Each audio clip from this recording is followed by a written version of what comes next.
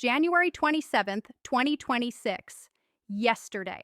Scientists made an announcement that sent shockwaves across America. The doomsday clock has moved to 85 seconds to midnight, the closest it has ever been to the end of human civilization, closer than the Cuban Missile Crisis, closer than the height of the Cold War, closer than any moment in human history. Right now, millions of Americans are searching. What is the doomsday clock? What happens when it hits midnight? Should I be worried? The scientists who move the clock forward aren't alarmists.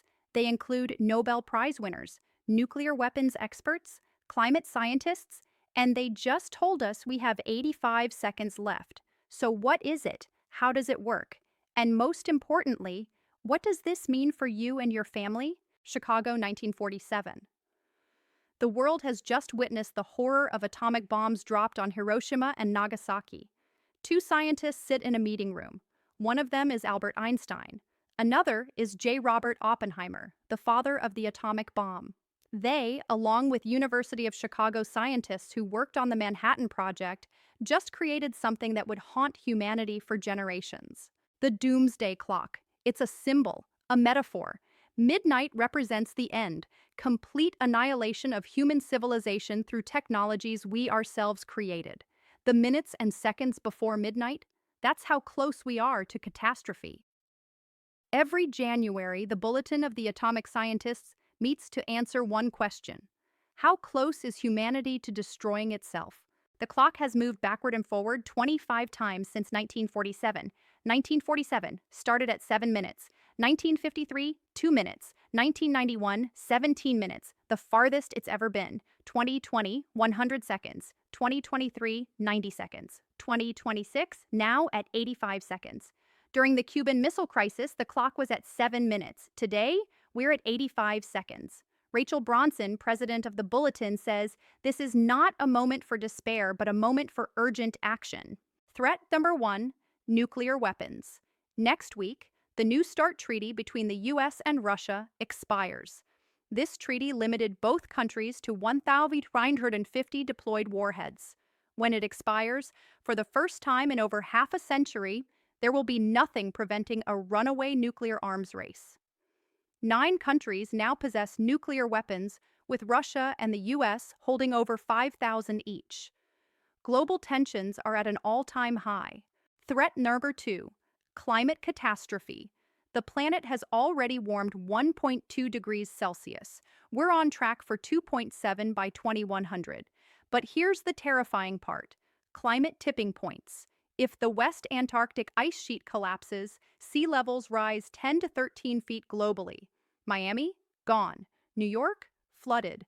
Hundreds of millions displaced. 2025 saw record heat, unprecedented wildfires, and Category 6 hurricanes. Climate change isn't just about the environment, it's about food security and water wars. Threat number 3, artificial intelligence. We are living through an information Armageddon. AI-generated disinformation is now indistinguishable from reality.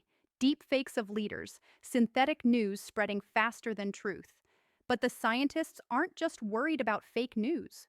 They're worried about autonomous weapons, AI that can decide who lives and who dies without human intervention. Once deployed, there's no putting this genie back in the bottle.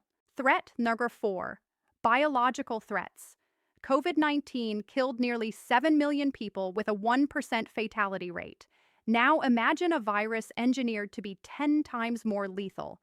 With CRISPR gene editing, creating such a pathogen is now within reach of rogue states, terrorists, or even well-funded individuals.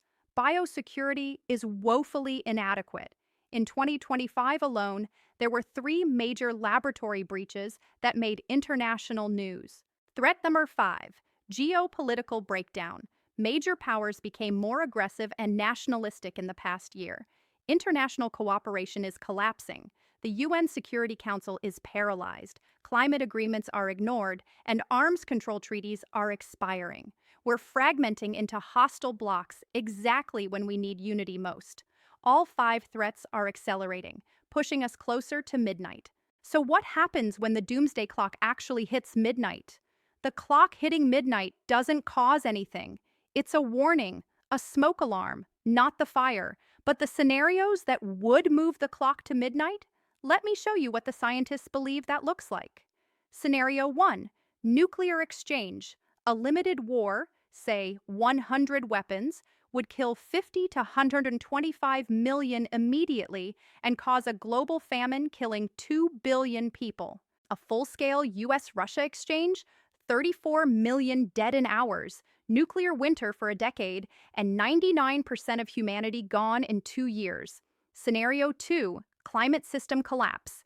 If tipping points trigger simultaneously, ice sheets collapsing, permafrost releasing methane, we face 3 to 5 billion people displaced within 30 years and complete agricultural collapse. Modern civilization as we know it would be unsustainable. Midnight. Scenario 3, the convergence. Scientists worry about these threats combining. Climate change causes mass migration, which triggers regional conflicts that escalate to nuclear powers. During the chaos, AI systems are hacked, and a biological weapon is released. Each crisis amplifies the others. The end of organized civilization isn't a Hollywood movie. It's a slow collapse of food, water, and energy systems. Midnight. Now, take a breath, because the clock has moved backward before, several times. 1963, stabilized after the Test Ban Treaty. 1991, moved to 17 minutes, the safest point in history. The Cold War ended, the Soviet Union collapsed, and strategic arms reduction began. For nearly 2 decades, the clock stayed far from midnight. So what would it take now? Nuclear arms control, replace New START, bring China in, reduce arsenals by 50%. The scientists say this is achievable with political will. Climate action, net zero by 2040, massive renewable investment, and protecting ecosystems. The technology exists. What's missing is implementation.